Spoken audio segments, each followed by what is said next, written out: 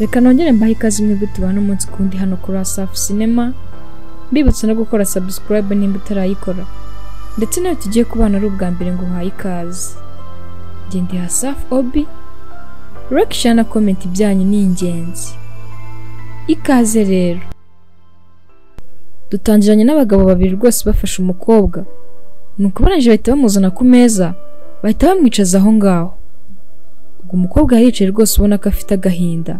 Asa nkaho yari arimo kurira rwose ubona ko abayeho mu buzima atishimiye.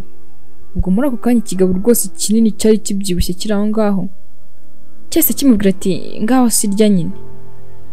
Ubwo umukobwa rwose wari ufite agahinda yababaye arimo kurira yahise avuga ati njyewe ntago nshonje ariko. Ubwo icyo kigabo rwose cyavugaga amagambo make cyese gicira amarenga baba bodyguard basaga nkaho bazanye umukobwa. Ubwo bodyguard nabo bahise bibwiriza icyo gukora. Ubwo umusore umwe rwose warangaho ubona ko ari serious afata wa mukobwa ahita amwunamisha mu biryo. Ubwo undi mu bodyguard wari uhagaze hirya ku ruhande yahise atangira guseka cyane ubona ko ari ibintu bimushimishije.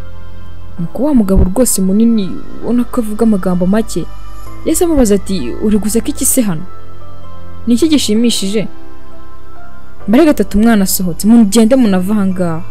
Ubwo bose bahise basohoka maze wa boss asigarana na wa mukobwa. Gise umukobwa ubona ko atabyishimiye nta na peta afite yo kurya. Yarahize akitegereza ikigabo akumva yabuze icyo gukora. Ubwo ikigabo cyahise kimubwira ati ntiriwe mvuga navuze ngo rya. Ubwo umukobwa rwose kubera ubwoba yagize gutya atangira gufata amafuka kugira ngo arye. Nuko ikigabo kibonye avuga ati ya kare kose subundi ni ngombwa ngo umuntu agirwa kubwiriza ariko n'ubundi ibintu byose ntago ari ukubihatiriza. Ubwo umugabo yafashe ikima rwose atangira kwikatira inyama ngo yirire. Atangira kugenda ari kwirira inkoko aho ngaho rwose gifite apeti nyinshi ubona ko nta kibazo na kimwe yifitiye. Atangira kurya rwose ubona nta kibazo. Ubwo umukobwa yagiye kubona abona umugabo atangiye gukorora. Ubwo yagize gutya ahita afata icyo kunywa kugira ngo amanuze byari bimunize. Gusa biranga akomeza kugenda akorora ubona ko bisa nkaho yanizwe n'inyama. Ubwo umukobwa yarabibonye arangije atangira gusereburamo. Arangije ahita afata n'agatambaro arihanagura. Ubwo yitegereje ikigabo koko cyagitangiye gutunura amaso ubona ko byamurangiranye. Umugabo rwose andi yaranizwe n'inyama. Ubwo umukobwa yaramurebye. Arangije ataguruka gahoro gahoro ahita agenda yegera ikigabo ahita atangira kugenda amukubita ibipfunsi kugira ngo nimba hari n'ikimunize kigaruke. Ubwo yakomeje kugenda amukubitira. Kubw'amahirwe bya bindi byari binize ikigabo kitakibicira. Ubwo umugabo yamaze gucira bya bindi byari bimunize. Umukobwa ahita agenda asa nkaho ari kumucyurira yivugisha ati rimwe na rimwe usanga bimwe byishyira hejuru cyangwa se byumva ngo birarenze bisenywa n'akantu gatoya. Ubwo umugabo yarabyumvise aho yarari aho ngaho arangije atahaguruka n'umujinya mwinshi ahita afata umukobwa mu izosi. Arangije amubwira ati uvuze ngo iki? Uvuze ngo iki? Umukobwa ati nyine nashaka kuvuga ndikumva nshaka kujya hanze gato nkajya ku isoko byibuze nkajya kugura buri kantu nshaka. Nuko umugabo ati ushaka iki? Ushaka kujya kugira yute? Nuko umukobwa ati ngiye ndikumva nshaka inyama ariko ntabwo nshaka inyama zimeze nk'izi ngizi wari uri kurya. Ubwo ikigabo cyaramurebye cyanje gisekamo. Arangije arisetsa cyane atekereje n'uburyo rwose umukobwa mutabaye kuko yabishakiye no kumureka gapfa. Nuko umugabo arangije ati okay nta kibazo ngo uhaye isaha imwe yonyine. Ubwo umukobwa yahise abyumvira hejuru arangije ahita atangira kugenda. Nuko cya kigabo ati gusa icyitonderwa ugomba kujyana na bodyguard umwe. Nuko umukobwa ati ariko nashakaga kwijyana nta muntu umerekeje.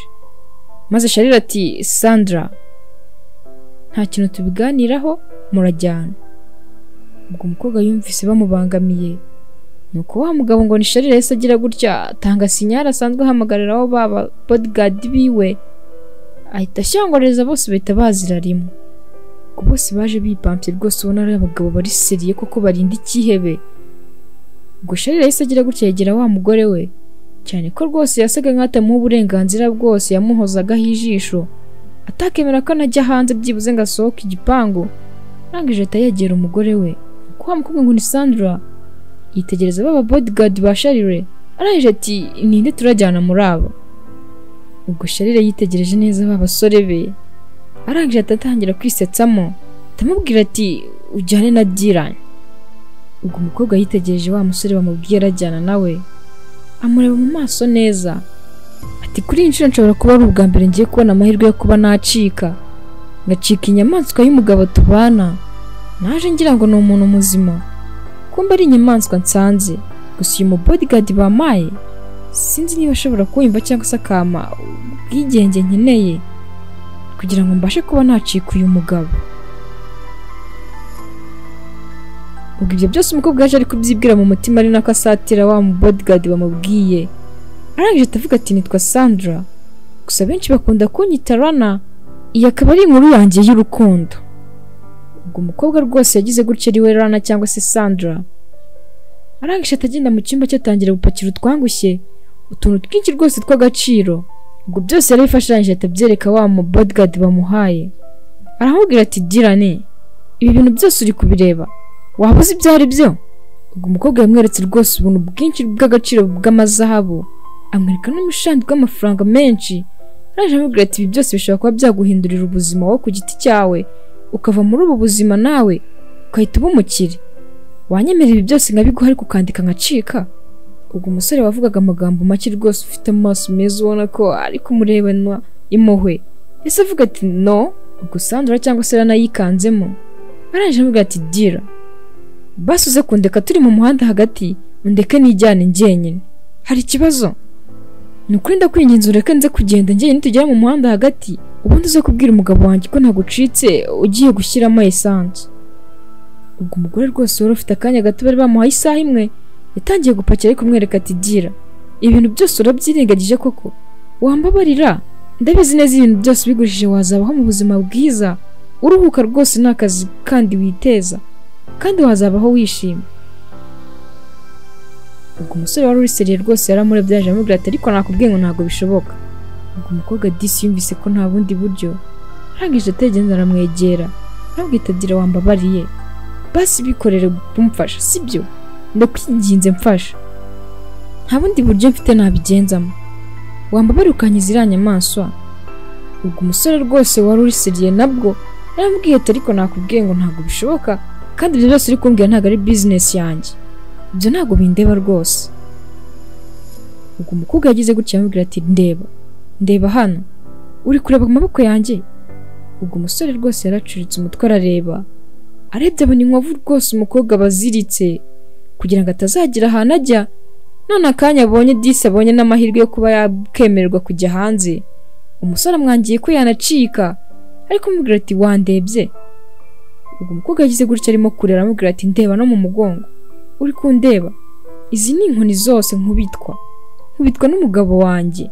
Ubwo disi umugongo w'umukobwa wari warashize, cya kigabo rwose kinamukorera ibintu bibi, kiramukubitagura kandi kitanemera ko nasohoka byibuze ngo agere no ku muhanda. Ahora aziritse cyane ko iyo agiye nko kugenda asiga amukingiranye mu cyumba kandi yanamuziritse. Ubwo umusore yarabyitegereje gusa ariko kuko yaraseriye ntiyagira ikintu na kimwe avuga. Umukobwa aramubwira ati niko dira, ntabwo ubona ubuzima mbayemo, kubera icyo utakemera ko nanjye najya kwiberaho mu buzima bwiza nishimiye. Ubwo umusore wari utujemo yagize gutya amubwira ati none se ubundi wabuze ahantu abika amafaranga ye yose?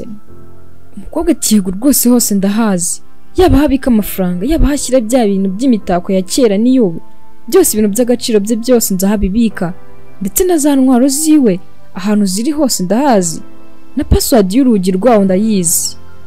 Umva nkubwire dira, basi ndakwinginze nyumva, buri kimwe cyose ushaka wakibona sibyo? Ubwo umusore yumvishe ibyo bintu byose arangije atahindukira bucece areba umukobwa mu maso, bararebana neza. Arangije ahita akebuka ngo arebe ko ntawe uri kubumva. Arangije amubwira ati okay, nta kibazo Rana, ndaza kugufasha, gusa ariko ibyo bintu byose umbwira uraza kumbwira ahantu biri kandi dufite iminota mikeya, turumvikana? Ubwo umusore amubwira ati rero ufite igihe gito cyo kuba umaze kwitegura, utuntu twawe wadushyize ku ruhande utwo urajyana, nanjye ndaje nitegure tugende. Ubwo umusore yagiye gutegura imodoka bari buze gucikiramo, umukobwa nawe asigara ari gufata utuntu twe twangushye kugira ngo ashake ukuntu yakigendera aho ngiye inyamaswa y'umugabo babana imukubita disika na mwambura uburenganzira bwe. Ubwo umukobwa yagize gutya afata utuntu twe arangije ahita yisohokera ahita akuramo na ring cyangwa se impeta yambikanye na wa mugabo w'inyamaswa. Arangije ahita ayisiga aho ngaho ku meza, ahita agenda yinjira mu modoka we na Dylan barigendera. Ubwo baragiye rwose ibirometero bitari bikeya, bajya kure cyane aho umukobwa yabaga. Baragiye rwose bubiriraho nta kuruhuka, gusa bagize gutya bagira gutya bafata akaruhuko bajya kuba baruhutse ahantu muri hoteli kugira ngo byibuze basinzire, kuko umukobwa yari yagize ibitotsi byinshi yanananiwe cyane ko atari ibintu yari amenyereye byo kugenda. Ubwo bwageze nijoro batangira kwirebera agafilme. Ubwo uko bari kuyireba disi umusore yatangiye kwirekura ari guseka. Umukobwa biramutungura kuko yari ubwa mbere mu buzima, imyaka yose bari babanye yarabonye Dylan aseka. Ubwo umukobwa yakomeje kumwitegereza, umusore nawe ahita yongera yigira seriye.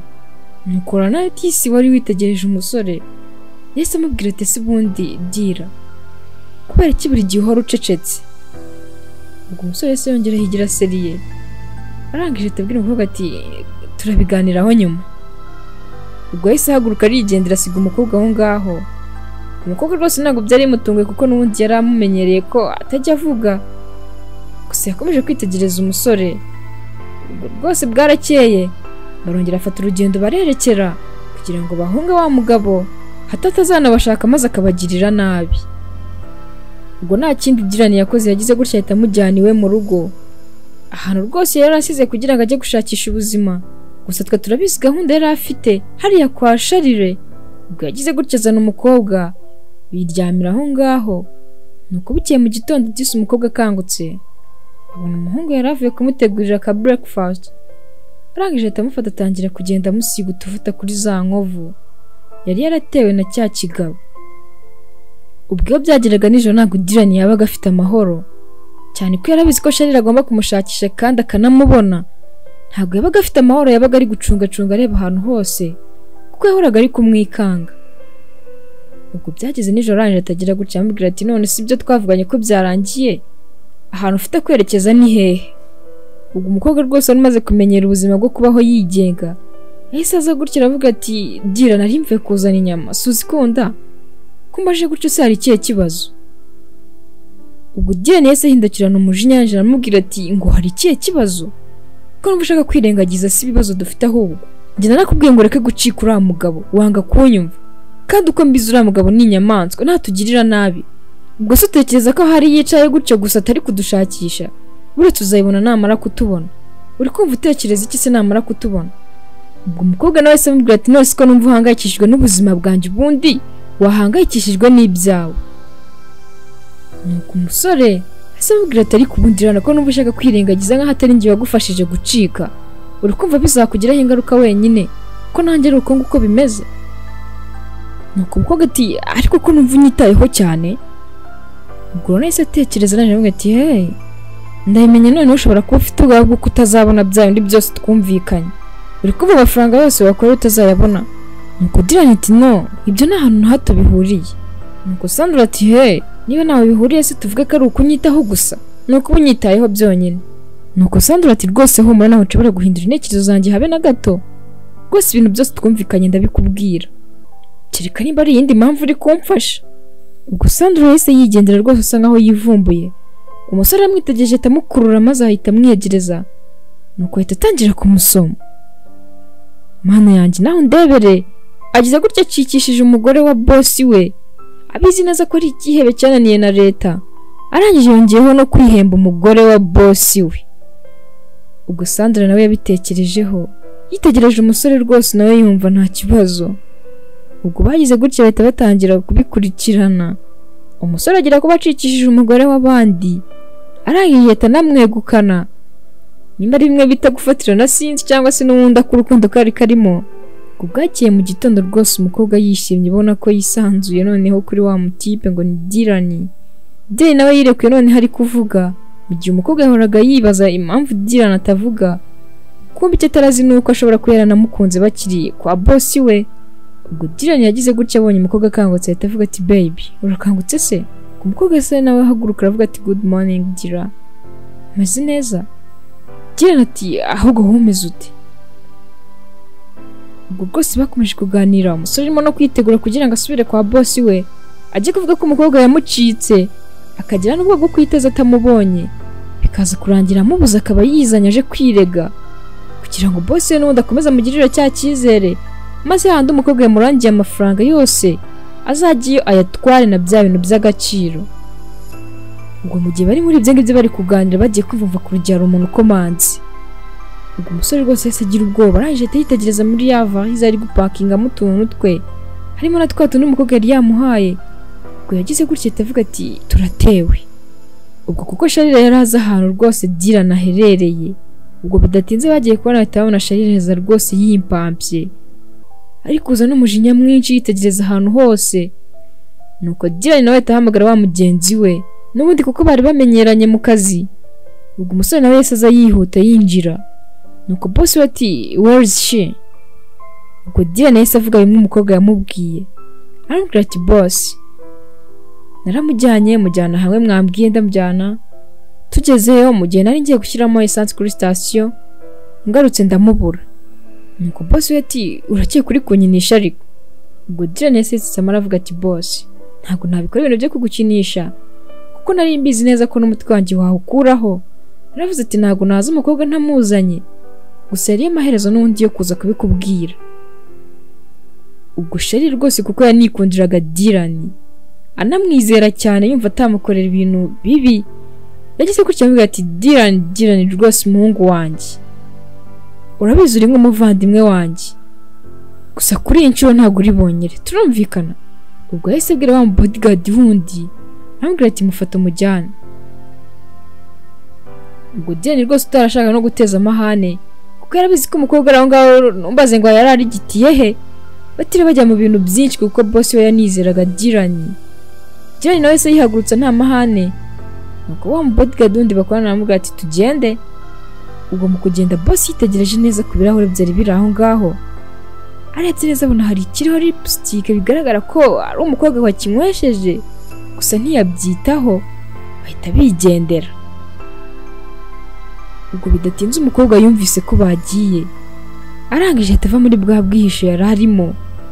Ubwo kari kagize gutya kahita kinjira muri ya varize karafunga, gusa umutima wari wamuvuyemo yumva rwose banamujyaniye Dylan kandi yaratangiye kumukunda.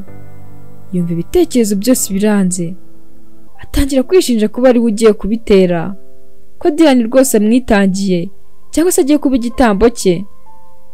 Ubwo umukobwa nta kindi yakoze yahise agenda bucece cyane ko ziriya karitsiye yari azimenyereye, yarahamaze igihe kinini nubwo atasohokaga ngo ajye hanze. Ubwo yagiye aca ahantu rwose mu tuyira twapanya agenda areba ko nta mu bodyguard uri aho hafi, arangije atagenda aca ahantu mu bikari inyuma. Ubwo bidatinze yahise agera mu nzu ahita abona ahantu Dylan bamuzirikiye, arangije agenda yirukanka ati Dylan Sharire humura basi naje sibyo, naje ngo nkukure aha ngaha. Ubwo Dylan disi wari wakubiswe cyane yanahambiriwe kuko yari yagiye mu cyimbo cya wa mukobwa bimwe bamukoreraga, ni Dylan wari urimo kubikorerwa muri ako kanya. Ubwo Dylan yaramwitegereje arangije aramubwira ati ugarutse gukora iki hano Rana, kubera icyo ugarutse aha hantu kandi uzi n'ibyo bagukoreye? Ubwo umukobwa se amubwira ati vuga gahoro, nagombaga kubikora ibi ngibi, nta mu bodyguard n'umwe nigeze mbona, cicika ahubwo bataza kutwumva. Ubwo umukobwa agize gutya arimo no kumuhambura kugira ngo ahungishe umusore bigendere rwose bajye kwiberaho mu buzima bwiza. Ubwo yamaze kumuhambura arangije atamubwira ati haguruka tugende. Ubwo yafashe umukobwa ukuboko Dylan, nuko wa mu boss we ngo ni Sharire ahita avuga ati welcome rwose Rana, nari mbizi rwose ko utansiga njyenyine none ndi kukubona koko, nari mbizi rwose kuragaruka n'ukuri kandi welcome sibyo, tugiye kwibanira noneho ubuziraherezo. Ubwo Dylan yaramwitegereje aramubwira ati ibyo ni iki uri kuvuga kandi? Ubwo ikigabo cyatangiye kugenda kivamo kibwira wa musore rwose yizeraga amubwira ati Dylan urabizi neza n'ubundi akazi kagiye gukomeza nk'uko bisanzwe, gusa wowe uranyiyeretse. Ubwo umusore yari amaze kumenya ko ahantu yaje gufungirwa ari naho hari umuryango winjira handi, uno mugabo ngo ni Sharire abika ibintu bye by'agaciro hamwe n'amafaranga. Arangije atamubwira ati boss urabizi neza ahantu hose uhisha ibintu byawe. Ubwo Sharire amubwira ati hey nawe none ushaka ko ariho nzajya nkubika n'ubundi ukaba nawe uri ikintu cy'agaciro, urabyishimiye? Wishimiye kuba nawe aha ngaha mbwira. Ubwo Dylan yagize gutya ahita turika araseka aramumeneka kuko agakomeza arisekera n'ibitwenge byinshi atitaye ku buribwe yahawe. Inkoni yakubiswe ashyiramo rwose akomeza kwisekera. Ubwo bose bahise batungurwa, ari Rana ndetse na Sharire aje amubaza ati uri guseka iki se kandi ni ibiki bisekeje ahangaha? Nuko Dylan ati imyaka ibiri ngukorera nkora buri kimwe, mbizi neza ibintu byose ukora wiyitirira abantu, sebanya ugira ibintu byose utera ubwoba, none nanjye nkurikijeho ubwo uri kumva nanjye wantera ubwoba? Njye ntabwo njye mfatwa n'itera ubwoba boss, nako ubu ngubu uri Sharire da. Ubwo Sharire yahise akuramo icyuma asa nkaho ashaka kumubaga, nuko Dylan nawe agenda kwepa, Sharire nawe ashaka kumutera cya cyuma. Ubwo Dylan wari uzi amabanga yose ya Sharire yagize gutya amubwira ati ahubwo si cyo cyuma ko mbizi ntacyo cyakora, warebye ukuntu ufata no muri za ntwaro zawe, hari ikibazo? Ubwo Sharire umujinya yaramwishanije amubwira ati ibyo ni byo ushatse kuvuga se kandi ushatse kuvuga iki? Ubwo Dylan yagize gutya amubwira ati ahubwo amahirwe ufite nuko wahunga, cyane ko ubu ngubu wamaze gufatwa kuko inzu yawe ubu ngubu aka kanya irazengurutswe. Ubwo Sharire yabuze ikintu akora, wa bodyguard wundi ahita aturuka inyuma avuga ati boss hanze hari polisi ahantu hose hazengurutswe, banguka rwose imodoka iri ready ngwino tugende. Ubwo Sharire yabuze ikintu akora, arahije atagira gutya avuga ati Dylan rwose urakoze, nakoze ikosa rimwe ryo kukwizera. Ubwo umukobwa yagize gutya ahita ahobera Dylan rwose ubona karuhutse. Dylan aramubwira ati humura byose birarangiye. Ubwo umukobwa yatangiye kurira rwose anishima, arangije atamubwira ati kubera cyo utari warabimbwiye na mbere rwose. Ubwo Dylan yahise amubwira ati rwose I'm sorry, icy'ingenzi ni uko nyine uyu mwanzi tumutsinze, gusa ariko ikintu cy'ingenzi cyari cyaranzanye yari kugutabara cyangwa se kugukura muri ubu buzima wari urimo, ariko ntabwo nari kubikubwira kuko nari mbifite amakuru, gusa ntabwo nari kubikubwira. Rana, I love you so much, kandi ubyumve nk'ukuri n'ukuri ndagukunda, sibyo? Ubwo umukobwa disi yabitekerejeho, yitegereje Dylan neza ko kabona ni umwana mwiza ifitiye umutima wa kimuntu. Ubwo bagize gutya bahita bikundanira. Umusore ahita atangira gusoma umukobwa, cyane ko yari amwegukanye, yaramukuye mu buzima bubi, ubuzima yari abayeho rwose abayeho nk'imfungwa, aho atabonaga freedom cyangwa se ngo yisanzure kandi byitwa ngo ni umugore w'umugabo. Gusa ariko ahantu hose yajyaga yagendanaga n'aba bodyguard, kandi nabwo ari uko yabanje gusaba uruhushya. Ubwo byarangiye amafaranga n'imitungo byose bya Sharire baranabyegukanye kuko bari baranasezeranye, ibintu byose arabyegukana. Agira gutya atayijyanira na Dylan, bigira kuba mu buzima bwiza, ariko arimo no kumushimira avuga ati nukuri urakoze umwe mu buzima bubi, kandi nanjye nzagukunda iteka. Koko mu buzima hari igihe uhura n'umuntu akaba ari w'Imana ikoreramo maze akakubera icyanzu. Mu gihe Satani yari arimo kugucukurira urugobo cyangwa se yishimiraga ko waba mu buzima bubi, Imana ikagira gutya ikavuga ati reka nkorere muri uyu nguyu kugira ngo aza gukure muri bwa buzima wari ubayemo utari wishimiye mu buryo utatekerezaga. Uyu rero nawe yakomeje yinginga Dylan kugira ngo abe yamureka gucika, gusa icyo atarazi nuko Dylan nawe yari yaramwikundiye kandi yari no muri misiyo ariyo yamuzanye kugira ngo ahakure umugore kandi anafate cya cyihebe. Ubwo byarangiye Dylan yegukanye Rana, biza kurangira Sharire afashwe nawe ajya gufungwa, nuko Dylan nawe rwose ahita ahabwa ishimwe kuko yarakoze akazi gakomeye. Mwakoze cyane kubana nanjye, yari Asaf Obi. Kora like, share na comment nimba wabikunze kugira ngo tujye dukomeza kubana umunsi ku wundi. Ndabakunda cyane, dusubire mu y'ubutaha.